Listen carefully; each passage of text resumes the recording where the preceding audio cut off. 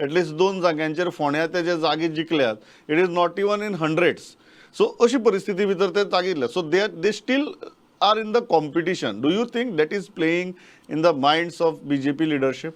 C, I look at it like this. Very objectively जर तूं पळयत जाल्यार MG श्रिंक जाल्या.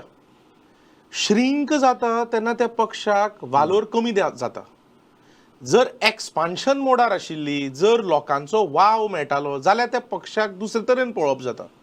आज युगांकान म्हणल्या ते भशेन की पक्ष फोंड्यान सुद्दां म्हणजे पोंडा तालुक्यान सुद्दां सारको गूड हेल्थान ना.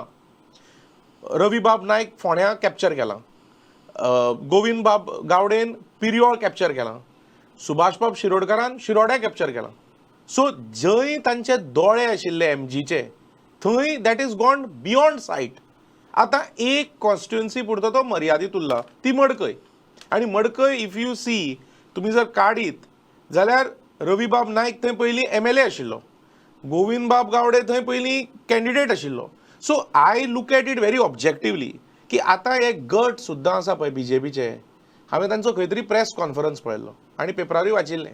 दे have said of these 4 constituencies, these block congress committees of the BJP have said ki amka te naka.